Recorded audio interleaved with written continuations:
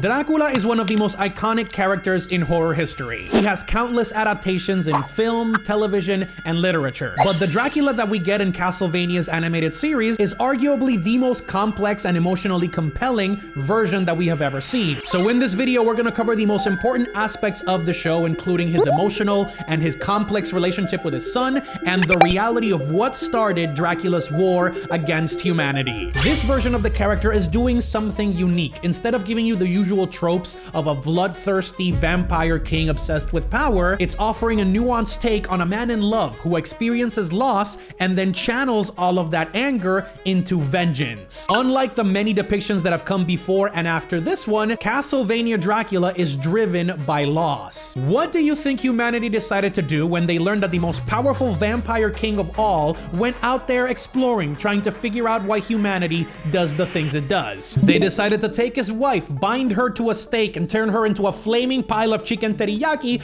praying that Dracula would just be super chill after all of that. So yeah, the catalyst for Dracula's war on humanity is the unjust murder of his beloved wife. And it's important to make that distinction because it represents humanity's fear and ignorance. She got burned at the stake for her scientific knowledge and got accused for witchcraft. And this immediately ignites a deep-seated rage for Dracula, and he declares war not only on the species that took his wife away from him, but on anybody else that steps in his way. His revenge isn't born out of pure malice, but out of grief and anguish. It shows that this Dracula is capable of deeper emotions, which makes him more than just a monster. Another important aspect of the story is how it handles the scope of power and layers it with hopelessness. At this point, Dracula is the most powerful vampire out there, but he still wants to erase the very existence of humanity and destroy himself in the process. Dracula, in his quest for vengeance, is consumed almost entirely by nihilism. He sees no point in a continued existence of a world that allowed his wife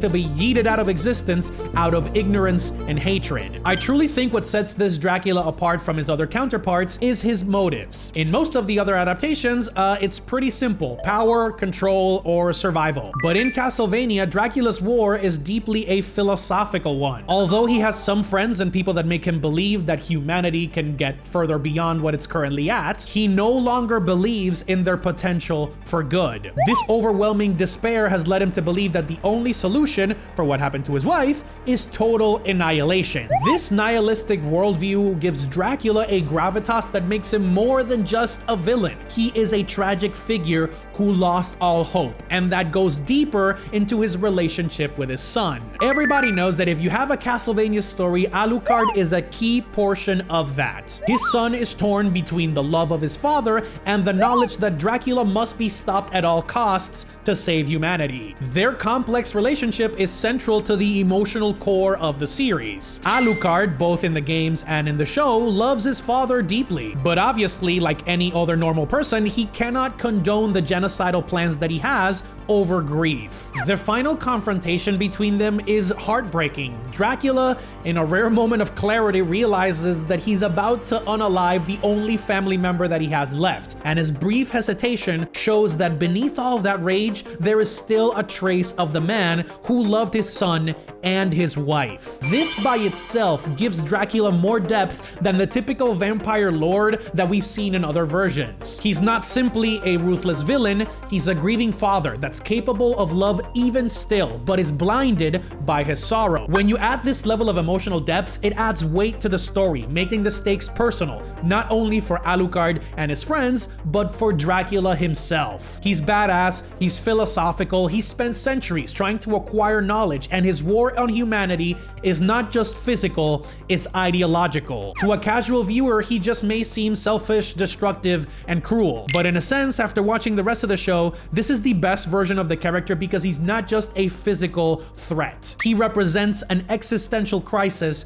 living in all of us. What are you willing to do for family? What are you willing to do for love? And is immortal life even worth clinging onto if you can't share it with anybody else? If you couldn't tell, I fucking love this show, and this version of Dracula is the best that we have ever seen. Let me know if you've seen the show so far, and if you have any other picks for the best vampire that you've ever seen, leave them in the comments. And after you're done with that, you can watch one of these videos right here.